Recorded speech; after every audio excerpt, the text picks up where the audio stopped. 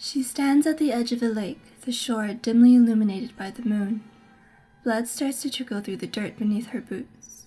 She turns, finding the corpse of a young man with dark hair and brown eyes that see nothing.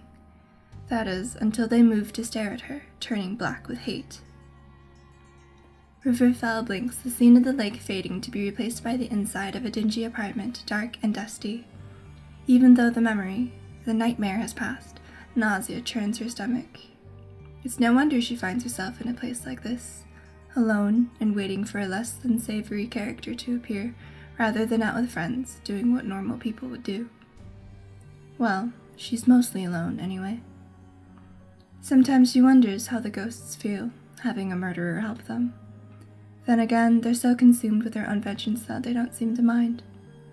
Even now, the ghost standing, floating more like, since her rotting feet don't touch the ground, next to River smiles with half a mouth, the other half torn away to reveal a grotesque grimace of teeth and shorn flesh. The dead girl doesn't speak. River imagines she wouldn't want to, not with a mouth like that. But the smile seems to be some sort of thank you, despite the fact River hasn't done anything yet. The Living Grail traces the knife hidden in her belt, taking a deep breath and hoping she won't need it.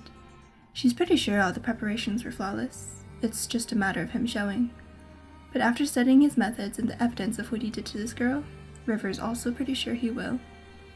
A little rustle sounds beside her, and when she looks, the ghost is gone from her side, instead hovering by the single window in the room of this old, uncared-for apartment. Luckily, no one has died here before, that River knows of at least. She's just glad the ghost girl didn't insist on bringing her murderer to the same place she died. River glances at her watch out of habit, despite knowing the time is exactly 9:54:16 p.m. He's got roughly 5 minutes, and then River isn't sure she wants to be in the same room as the dead girl who's hungry for justice, hungry for revenge. Death. The Living Grail winces at the abrupt enmity radiating from the ghost as the spirit looks hungrily out the grimy glass.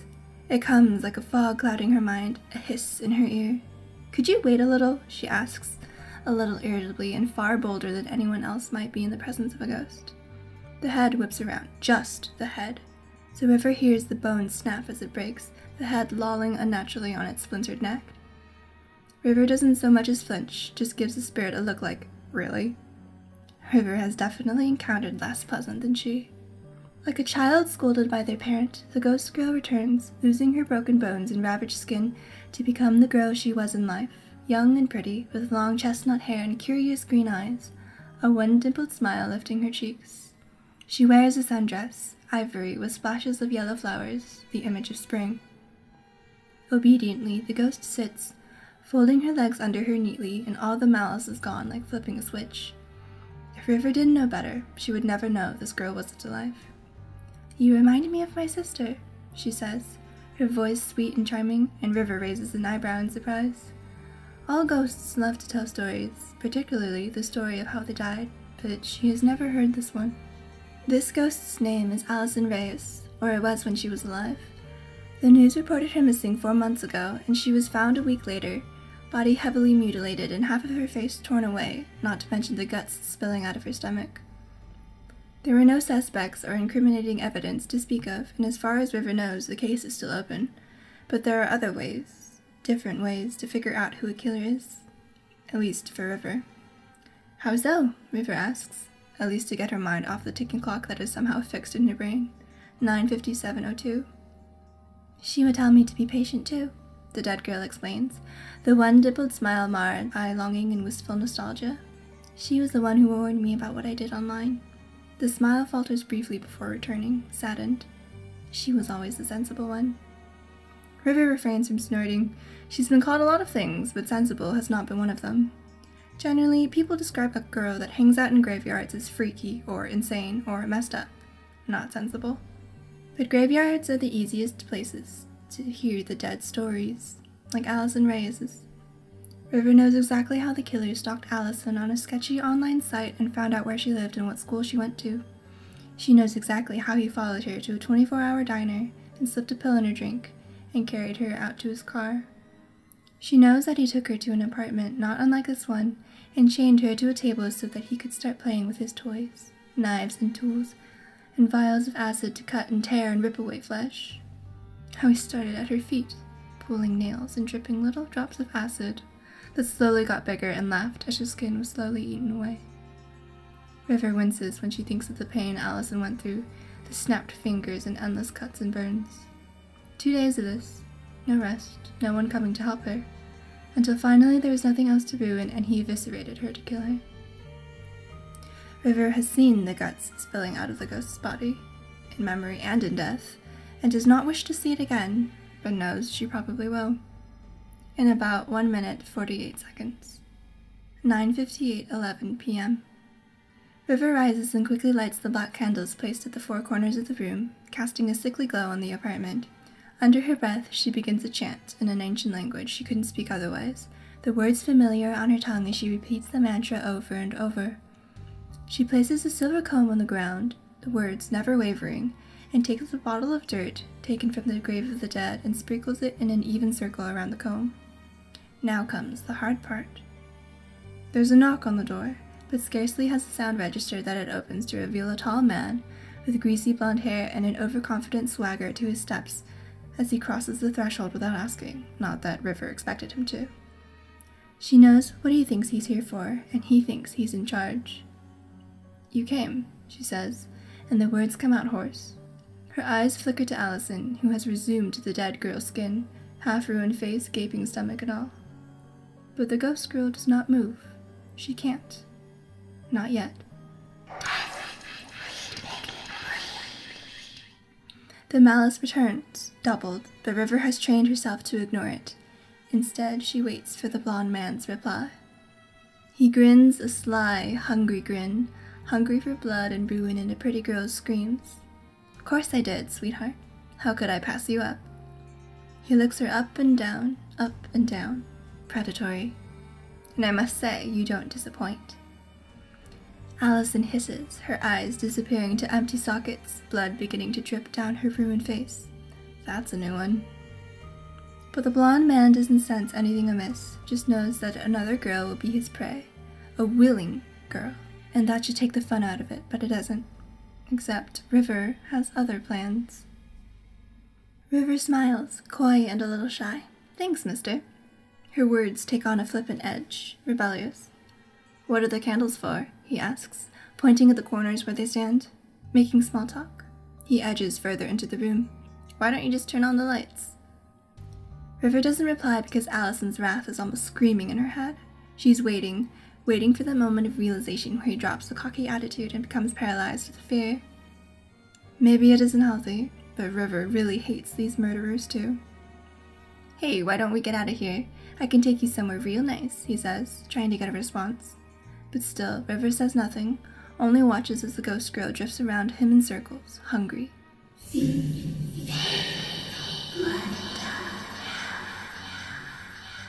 "Hey," the blonde man says, and he's lost that smooth tone, annoyance getting the best of him. "Are you doing this or what?" The door locks behind him with an audible sliding sound. What was that? He jumps and spins around, but there's nothing there, not to his eyes. He turns back to River, glaring, all trace of good mood lost. "What the hell are you doing?" River meets his angry gaze, unafraid, and she looks pointedly down at the ring of earth at her feet, the silver comb gleaming faintly in the eerie candlelight. The man follows her gaze and even takes a step closer. "What the hell is this?" "This," River says, and her voice is steel, "is the physical proof of Allison Reyes. Maybe you remember her. Oh, you do." She sees the surprised, worried look that flashes in his eyes before his guard is up, ready to attack. This is the proof of her death, and this is the proof of her life. Allison is back at River's side, bleeding eyes fixated on the blonde man, guts spilling onto the ground. And this... River takes the knife out from her belt and quickly runs it across her palm, opening a line of red. The blood drips onto the comb where it sizzles. Is her. The man's eyes widen and River knows that he can see the revenant beside her, Allison's grotesque face and rotting skin burned away from where he tortured her.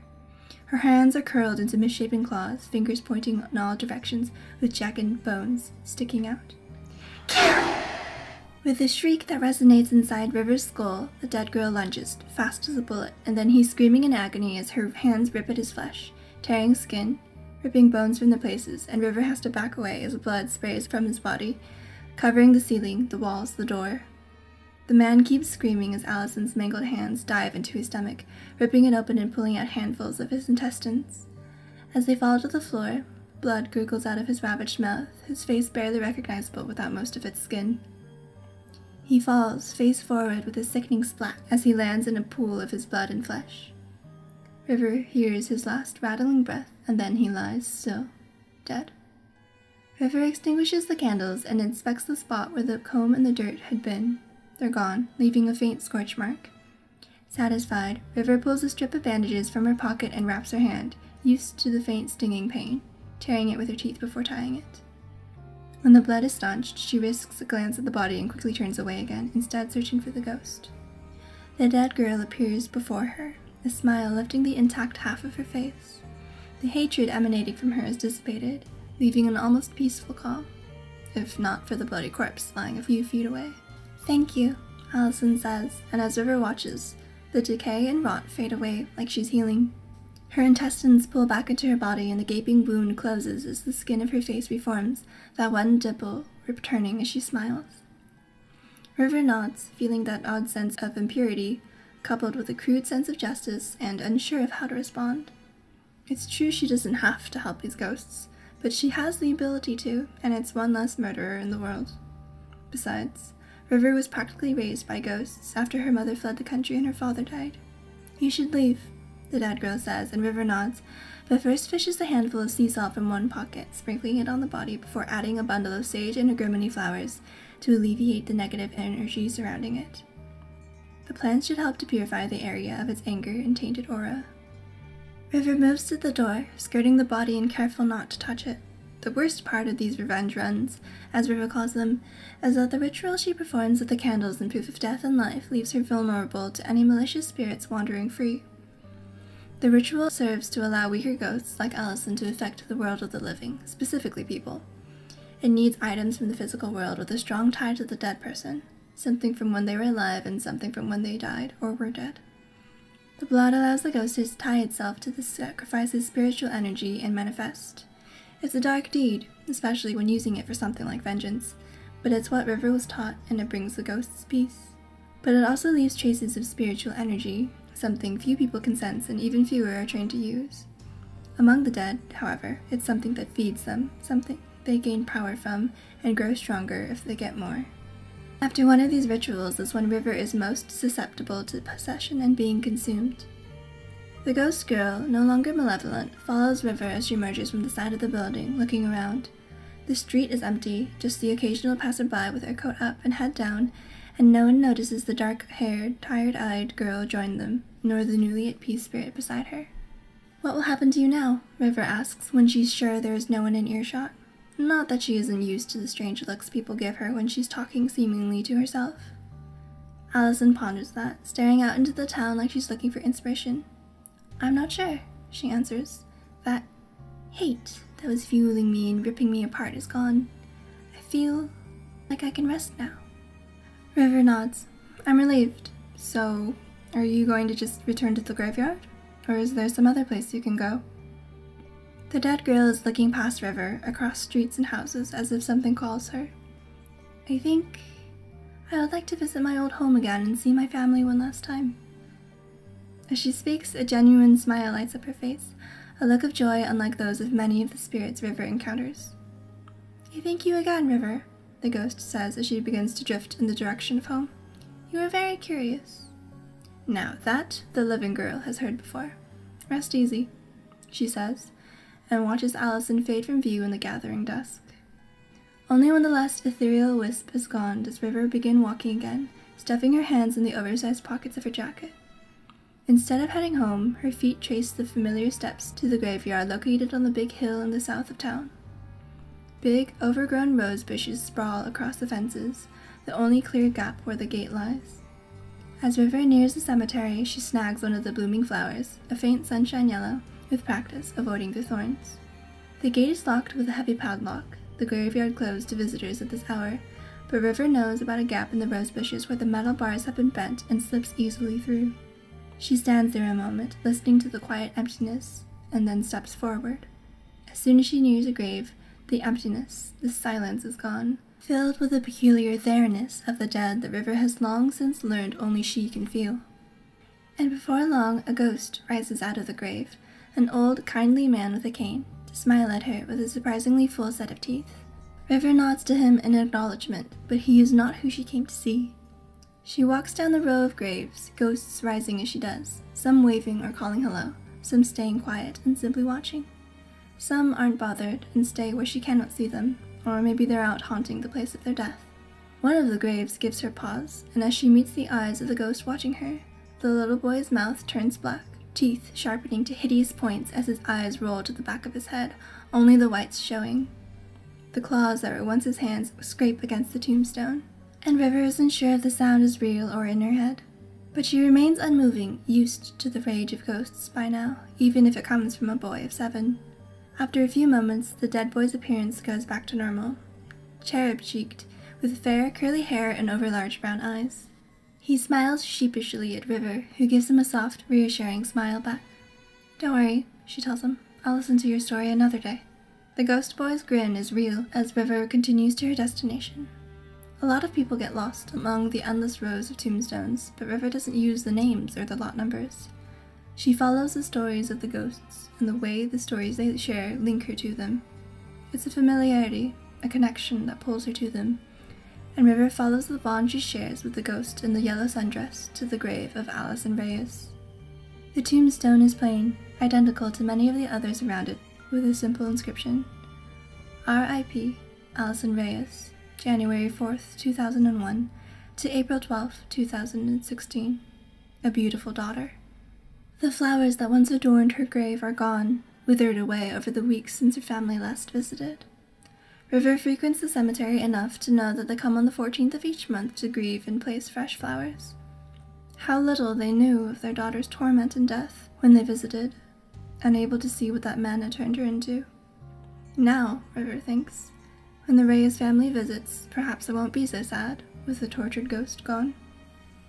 As if affirming her feeling, the air above Alison's grave begins to glow.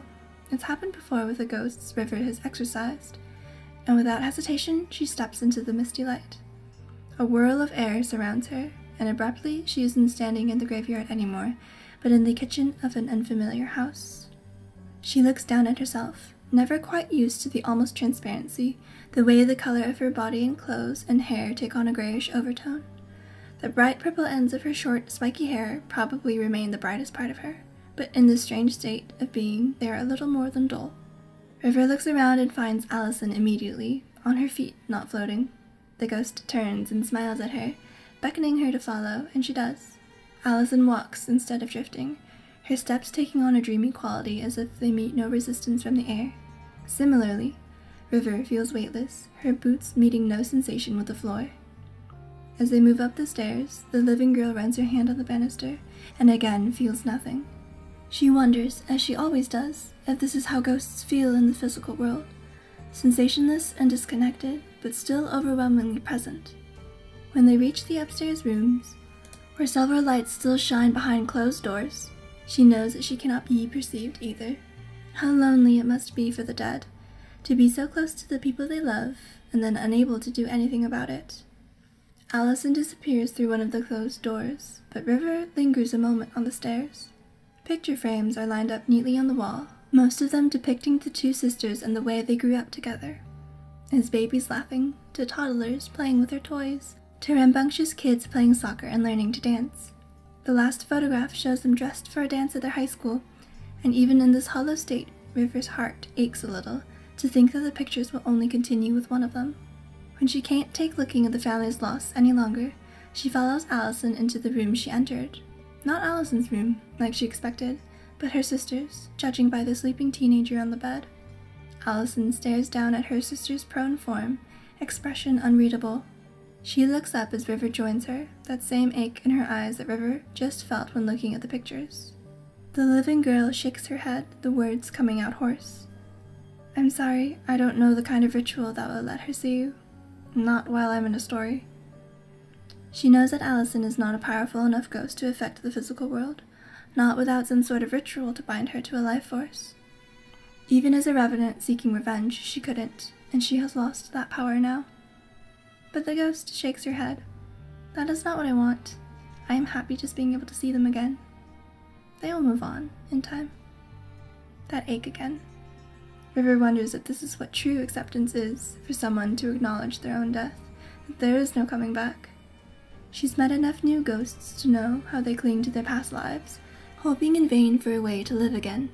I'm sorry, River says, not knowing what else to say. Allison smiles again. It was not your fault, and you gave me peace. You were able to help me, even in death, and for that, for this moment, I thank you. I wasn't able to visit while I was like that. The rage kept me from moving freely from my grave in the place I died, so thank you. River can only nod, and as she watches, Allison's ghostly form begins to shine, glowing brighter and brighter until it cascades into 1,000 sparks of light, like fiery stars. The living girl watches as they fade, winking out of existence one by one, a little piece of an ending, bringing a wave of calm and peace. When the last of them is extinguished, something tugs on River's arm and she knows it's time to return, following the pull without resistance. She takes one step, two, and steps out of a rush of wind and into the graveyard, right in front of Allison's grave. The air feels a little warmer, something more at peace in River's heart, and she tries to hold on to that feeling as she crosses the graveyard to another tombstone. This one she knows not because of its ghost stories, but simply because she has visited so many times. The grave sits on top of a small hill next to a large, spreading tree a little separate from all the others. River sits in front of it, a respectful distance away, and tries to hold on to that feeling of warmth. Too soon, though, it's gone, replaced by a hammering heart and the dread that this particular ghost will show up. But it doesn't, and never has. Usually it means they've moved on, but not for 1 second does River think that this ghost has found peace. She sits there for 102:49 hours before getting up and leaving the graveyard. None of the other ghosts bother her, and River tries to forget about the lonely grave as she heads for home.